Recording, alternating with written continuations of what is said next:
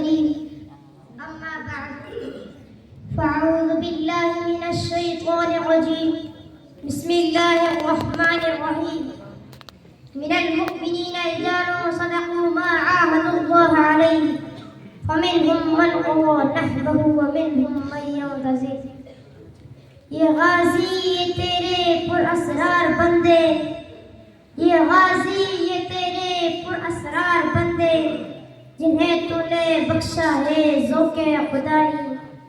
دو نیم ان کی ٹھوکر سے صحرا و دریا، دو نیم ان کی ٹھوکر سے صحرا و دریا، سمٹ کر پہاڑ ان کی ہیبت سے رائی.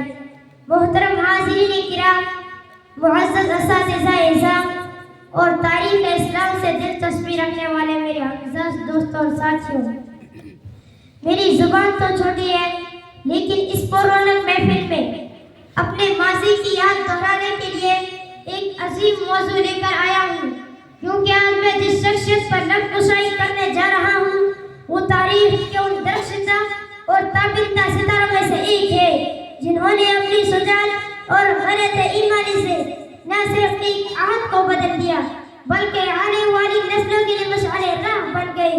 یہ وہ ہستی ہے جس کے ذکر سے دلوں میں ولولہ بیدار ہوتا ہے، جس کی سیرت سن کر سوئے ہوئے زمین جاگ اٹھتے ہیں اور جس کی فتوحات سن کر مسلمانوں کے دل میں ایمان حرارت بھڑکنے لگتی ہے.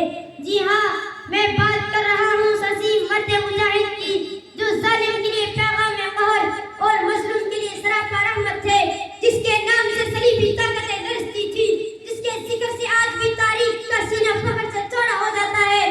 وہ عظیم رہنما، وہ ثانی سیف اللہ، وہ کعب شام، وہ برق اسلام، وہ درہ نایاب، وہ شمشیر حق، وہ فاتح قدس و غزہ، حضرت سلطان صلاح الدین ایوبی رحمۃ اللہ علیہ. جی ہاں حاضرین مکرم، چند لمحوں کے لیے تاریخ کے اس دور میں چلتے ہیں جب مسجد اقصی مسلمانوں کے ہاتھوں سے نکل چکی تھی. وہ مقام جو انبیاء کرام کا جائے سجدہ رہا، وہ سرزمین جو اسراء و معراج کی گواہ بنی، جہاں صفوں میں کھڑے ہو کر انبیاء نے امام الانبیاء کے پیچھے نماز ادا کی، جو ہزاروں سال سے توحید کی صداؤں کی گواہ رہی، جہاں سیدنا عمر بن خطاب کو آنسوؤں سے بھرا قدم پڑا.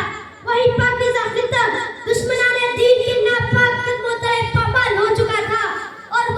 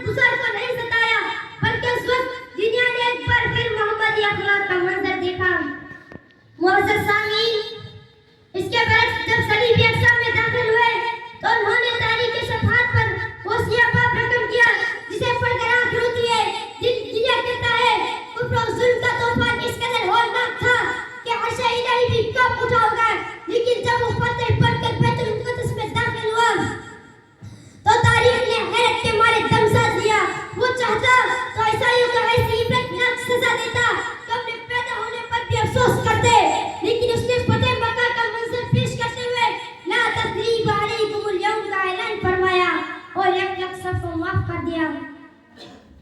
اے فرزندان ایوبی، یہی صلاح الدین کا اصل چہرہ ہے۔ وہ صرف فاتح نہیں تھا بلکہ اخلاق کی انقلاب کا علم بردار تھا۔ آؤ اپنے اندر کے صلاح الدین کو جگا کر امت کو پھر جلا دو اور دنیا کو بتا دو کہ ہم وہی ہیں جو لا الہ الا اللہ کی چھاؤں میں ظلم کی راتوں کو صبح عدل سے بدل دیتے ہیں۔ یا رب دل مسلم کو وہ زندہ تمنا دے، یا رب دل مسلم کو وہ زندہ تمنا دے، جو قلب کو گرما دے روح کو تڑپا دے، جو قلب کو گرما دے روح کو تڑپا دے۔ محروم تماشا کو پھر دیدائے بینا دے، محروم تماشا کو پھر دیدائے بینا دے۔ دیکھا ہے تو مجھ میں نے اوروں کو بھی دکھلا دے۔ میں بلبلے لالا ہوں کجڑے گلستہ کا، میں بلبلے لالا ہوں کجڑے گلستہ کا، تحقیق کا سائل محتاج کو داتا دے۔ وما توفیقی الا باللہ۔